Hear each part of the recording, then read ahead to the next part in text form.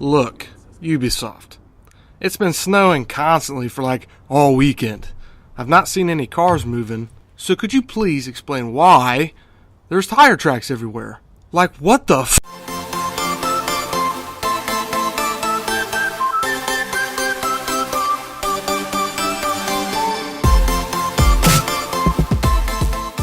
Fellow Clueless gamers, what is up with it? Nemesis or Travis Crawford back with finally some gameplay of the Division beta, and as you could tell from the title of the video, I'm going to talk about what I experienced and tell you if I think the beta was good or not. Breaking down things that jumped out to me from gunplay, abilities, available unlocks, the environment, and the map. Player versus environment and player versus player, and even some glitches and exploits. And then at the end of the video, I'll say my piece about what I think as to whether or not the beta was good.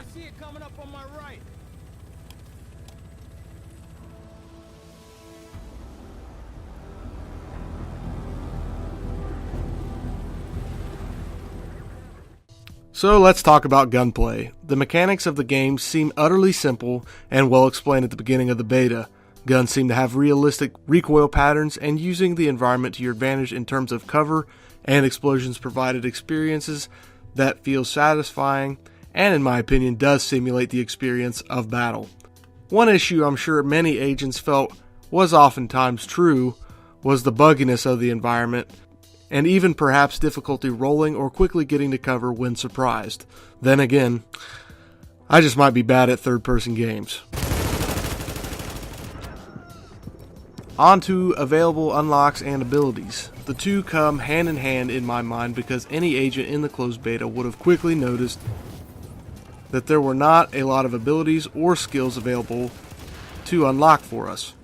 Gameplay from abilities that were available to us felt simple to use and very useful in practicality, and in terms of adding yet another dimension of strategy in engagements. To my surprise, unlockable guns progress a lot over time leveling up, and a couple of purple and orange guns were attainable during the beta, which I did not expect. The base of operations was also very limited during the closed beta, which left me feeling eager for March 8th, as many aspects of this past weekend did, which was likely the intention of developer Ubisoft.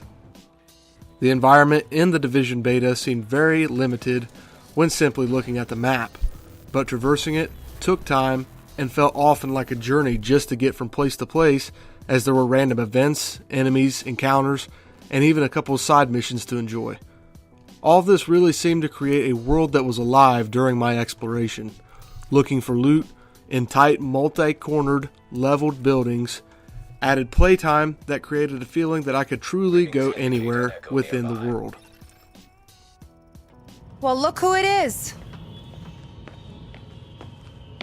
Thanks for getting me out of the garden. I've been in some hostile work environments before, but Jesus. Player versus environment, or PvE, refers to non-human characters in the game, or NPCs if you will. Aspects of the game associated with this part of the game refers to the story and side missions, as well as some enemies within the Dark Zone. More on that later. The Division's story is something that is already showing me a little bit to be concerned about, as there didn't seem to be any real character development or background. To me, we just sort of drop in and do stuff for people we don't really care about.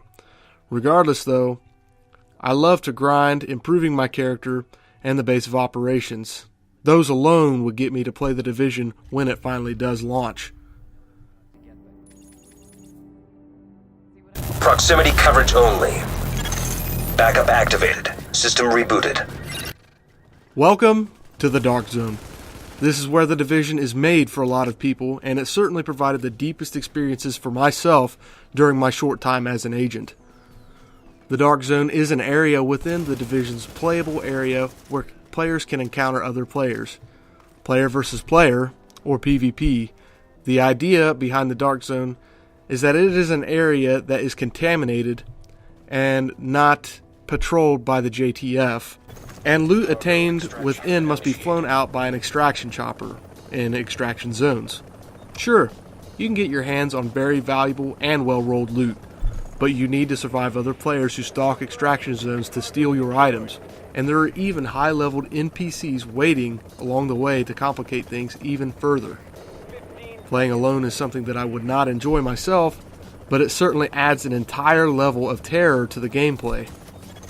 Bringing a few friends and enjoying the Dark Zone together is what made the experience richest in my eyes. Decisions made by a single player could spark gunfights and could cost players all of their hard-earned loot, and could mean everything to the player who has not gained any loot thus far, therefore having nothing to lose.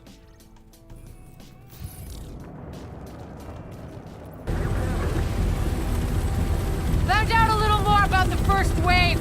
They're all either dead or MIA. So this is up to us. That's why we need to get it together, right now. JTF 6-8 to tower, visual Hudson. Yeah, 2 division agents on board. That explosion was their right end. Okay, clear to land. JTF 6-8. Usually you need some time to know if you can count on someone. Well, we're out of time. My bet's on you. It has to be. I hope to God I'm right. Was the Division's closed beta good? Fellow Clueless gamers, I'm going to have to leave that question up to you to decide.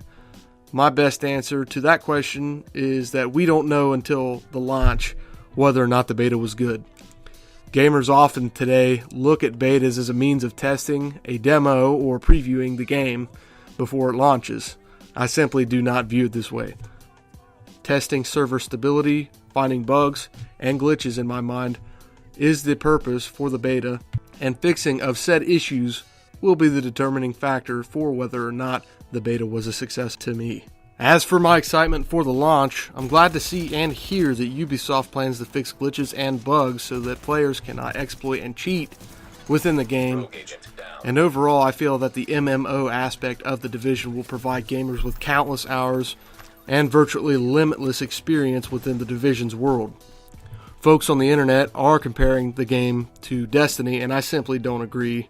Proximity chat and the fact that encountering random players in the Dark Zone and not being able to trust them is enough to separate that game to me in terms of interactions with other players. What do you think? Leave a comment on what you thought of the beta. Like and share the video if you enjoyed, and if you like what you see, subscribe to give us feedback and make our content better for you. This has been Nemesis or Travis Crawford YouTube. Have a great day.